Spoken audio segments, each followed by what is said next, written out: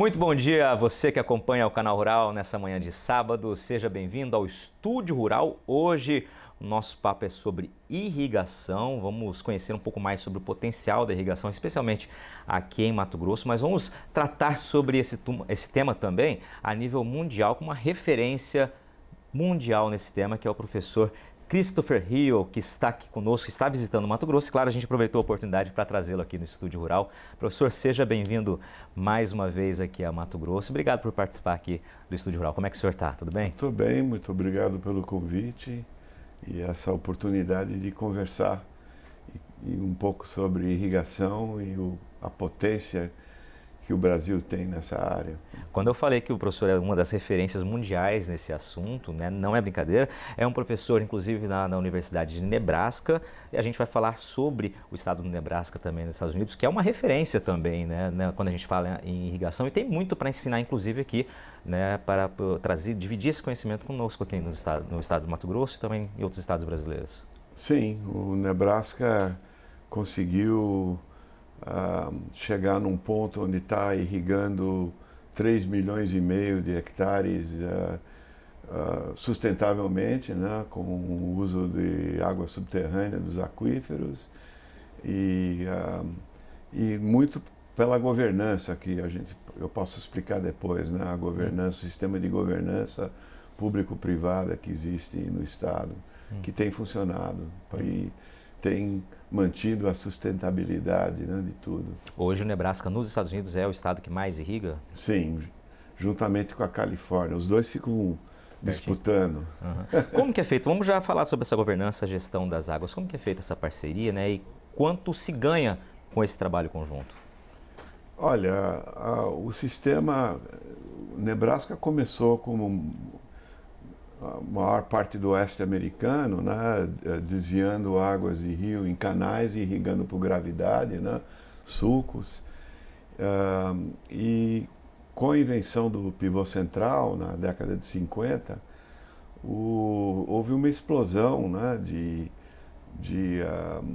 dessa tecnologia na década de 70, e já na década de 60 o governo do estado viu que, né, eles estavam cavando poços para o sistema de pivô, para bombeamento, e criaram um sistema de governança chamado Natural Resource Districts, né? Os distritos de recursos naturais são 23 distritos no estado que seguem mais ou menos as fronteiras das bacias hidrográficas, mas dentro daquele distrito a governança é local. O conselho que rege e que determina as regras são eleitos pela população daquele distrito. Então, são fazendeiros, gente do agro, professores, né? Pode ser qualquer pessoa daquele distrito que tem interesse em participar do conselho, e eles que criam as regras. Então, o sistema tem funcionado porque são pessoas que são do agro, entendem, e tudo isso baseado em informações que uma divisão da universidade provê, né? Existe um monitoramento da água subterrânea muito bom no estado, com postos de observação, e eles produzem anualmente mapas da situação do aquífero, se subiu, se abaixou, e isso é utilizado pelos distritos para tomar as decisões. Tá tudo bem, tá estável, vamos manter as regras. No oeste do estado, que é semiárido, lá já existe moratória, né, onde não pode mais cavar poço. Existe também um sistema de alocação, onde o agricultor só pode bombear, por exemplo, no Upper Republican Natural Resource District. O agricultor só pode bombear 300 milímetros, uma lâmina de 300 milímetros por ano, ou 1.500 em 5 anos. Então, o agricultor tem que administrar como fosse uma conta bancária, né? Ao saldo que ele tem ali para poder. Essa análise ela é constante, essa observação é constante, essas tomadas de decisão são de acordo com os níveis que estão sendo encontrados nos aquíferos. Certo. É assim que funciona. Exato. É uma administração em tempo real, né? Já no leste do estado já não existe tanta pressão, porque tem mais precipitação e recarga. Então, mas ainda os NRDs ficam de olho na situação, né? Porque se tem uma seca prolongada, vai abaixar o lençol freático. E se abaixa de um certo nível que eles determinaram lá, 2 anos em seguida, aí eles instituem regras de bombeamento para, né, para conservar o aquífero. Esse é um modelo que deu certo lá, pode ser aplicado aqui, professor? Sim, eu acho que uma variação desse modelo, né, não dá para exportar. 100% mesmo? Sim, o importante é aprender com as lições lá e adaptar à legislação brasileira. Mas eu acho que aqui no Mato Grosso, por exemplo, ou em muitas áreas do Brasil, onde o Ministério de Desenvolvimento Regional está instituindo polos de irrigação, esses polos, né, inclusive no Mato Grosso, podem ser administrados uma administração pública privada, né, onde a administração do polo pode fazer o dia a dia do manejo da água e o governo fica observando para ver se a coisa está sustentável e se estão seguindo as regras que todo mundo ficou de acordo. Né? Antes da gente falar sobre os potenciais brasileiros, em especial aqui em Mato Grosso, eu queria que o senhor falasse um pouquinho sobre o Instituto Water for Food, né, que o senhor é um dos diretores, inclusive. Qual o trabalho desse instituto? Né? É um trabalho, claro, a nível mundial também, inclusive na África. Né? Sim, sim, eu sou o diretor de pesquisa do Instituto. O Instituto foi formado em 2010 com uma doação generosa da Fundação Dougherty para a Universidade do Nebraska, e a nossa missão é segurança hídrica e alimentar. Então, a gente faz políticas, estudos de políticas e científicas para produzir mais alimentos com menos pressão nos recursos hídricos. Essa é a nossa missão, e trabalhamos em diversos países. Não somos um instituto muito grande e por isso que fazemos parcerias, né, para poder ter mais impacto em diferentes lugares com essas parcerias.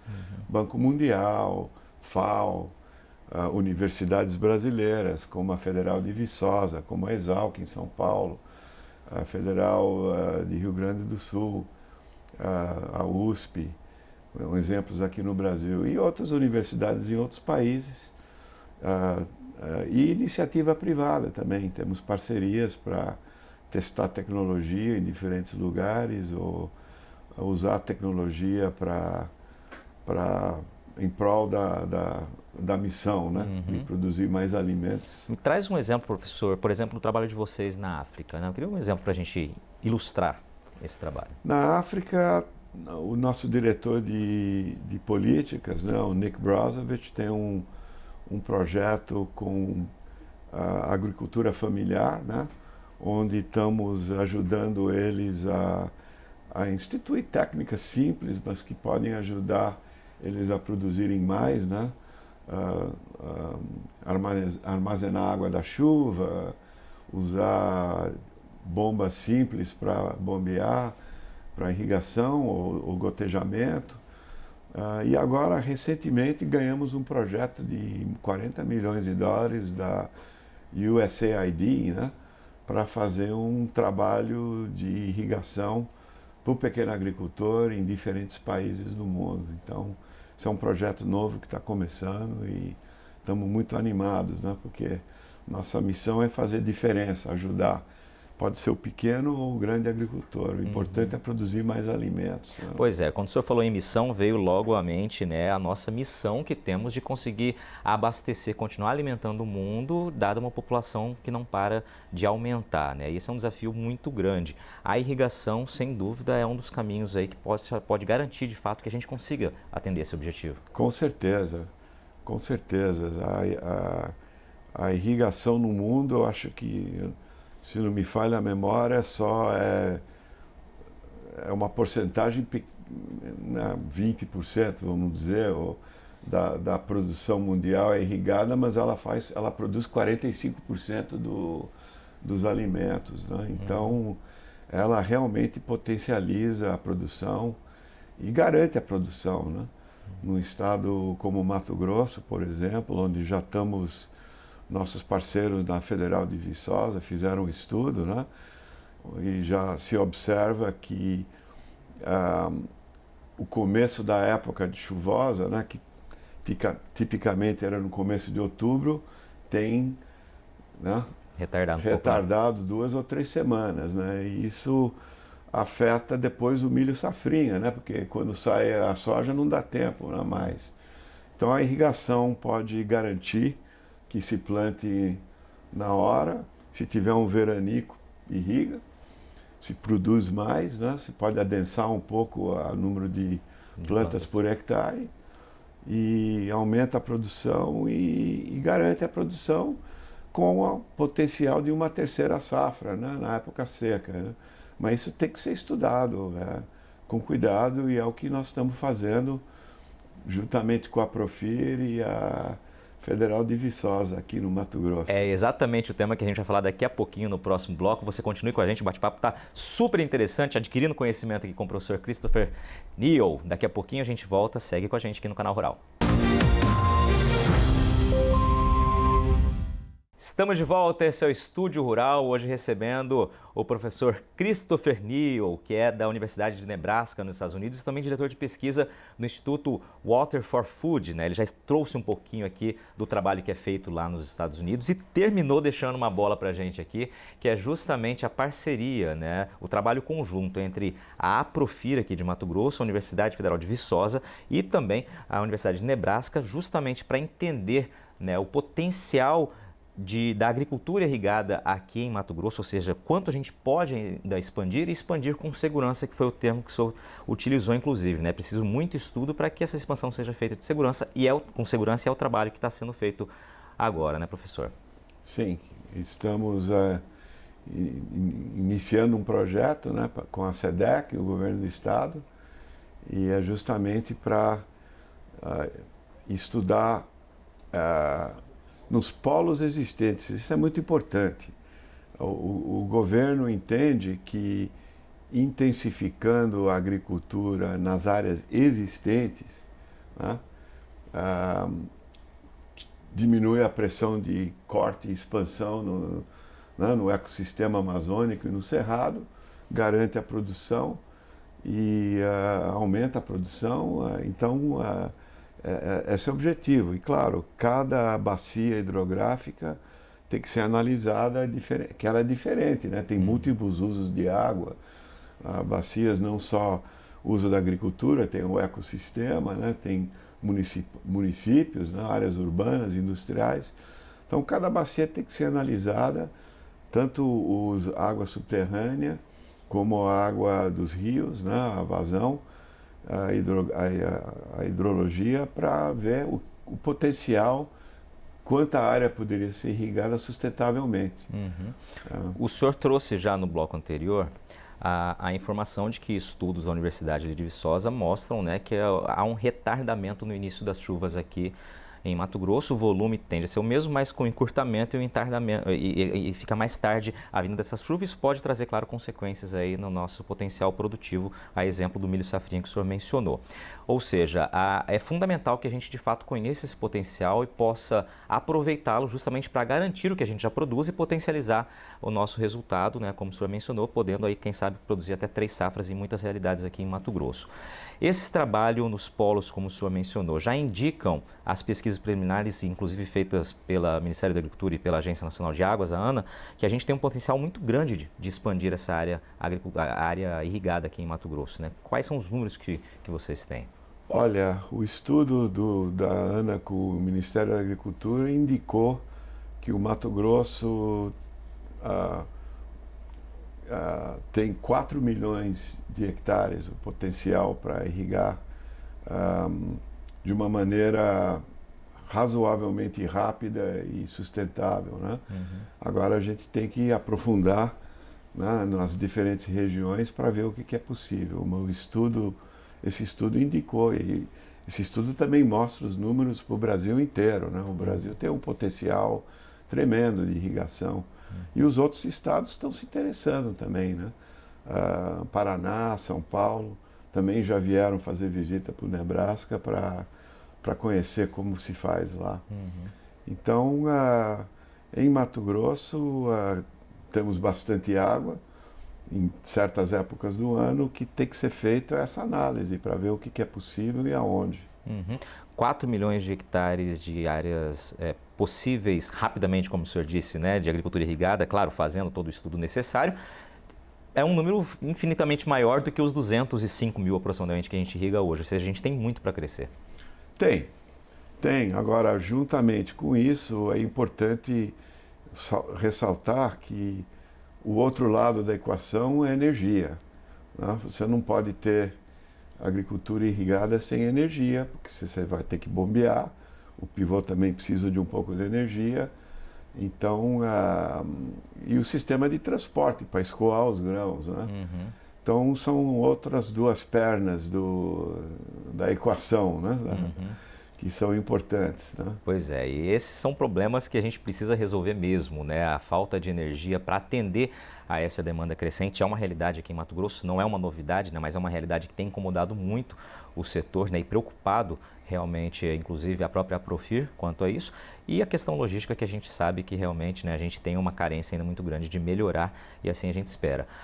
Agora, professor, quais os pontos principais para a gente trazer para quem está nos acompanhando que precisam ser observados nesses estudos justamente para garantir o aproveitamento desse potencial sem gerar aquela reação negativa que muita gente impõe, né? Diz que a irrigação pode, de fato, reduzir os nossos recursos hídricos, tem sempre esse ponto em discussão. Eu queria entender quais são os caminhos para realmente mostrar para todo mundo que precisa ver quando é seguro e de que maneira é segura a extração de água, a utilização desse recurso para a gente garantir uma agricultura mais produtiva. Isso, os estudos que vamos fazer, né, junto com nossos parceiros, nós vamos estudar o lençol freático, as diferentes, a água subterrânea, né?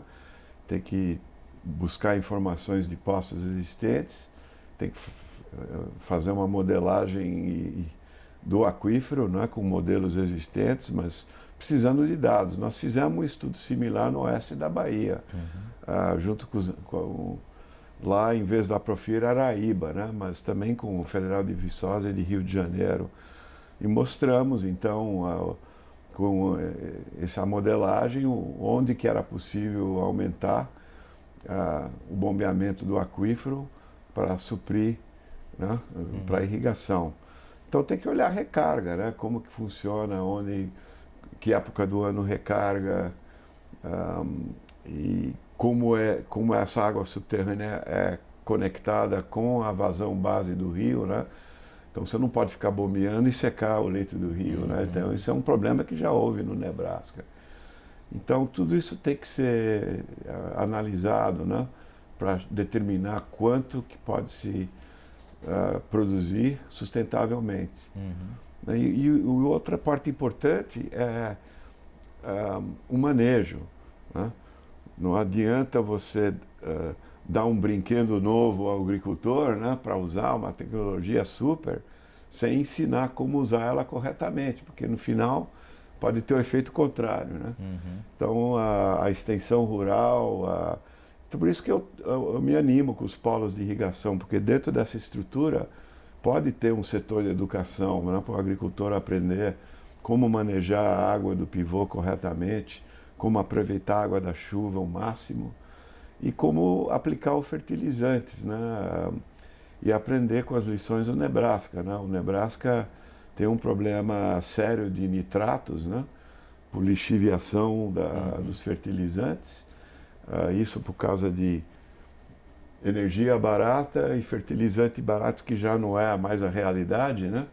Mas aprendemos muito, já estamos manejando muito melhor os pivôs, então aqui no Mato Grosso vocês já podem partir de um ponto para evitar esses problemas, né? E o que eu compreendo aqui, conversando com tanto a Profir quanto o professor Aziz lá da Universidade de Viçosa e com o senhor aqui, é justamente que o Estado está no momento certo, encarando da maneira correta o que é preciso ser feito. Ou seja, a entidade, né, que representa o setor produtivo, a pesquisa, o conhecimento e o próprio governo do Estado entendendo que é o caminho e que é assim que precisa ser feito para que a gente não perca tempo, né? A gente possa aproveitar realmente o que a gente tem de potencial, reduzindo todas as possíveis dúvidas que venham a existir, para que esse procedimento seja feito todo de maneira segura, da maneira correta, a exemplo do que já aconteceu em outros lugares, utilizando o exemplo que já aconteceu em outros lugares do mundo. Isso aí. O nosso objetivo é esse, ajudar o estado do Mato Grosso a desenvolver a agricultura irrigada de uma maneira sustentável e, claro, é um benefício para a economia tremendo, né? Eu conversando com o presidente da Profir, né? Ele me falou alguns dados econômicos. Você implementando 1/3 de irrigação na tua propriedade, né, de agricultura, já aumenta, dobra o faturamento bruto, só com 1/3.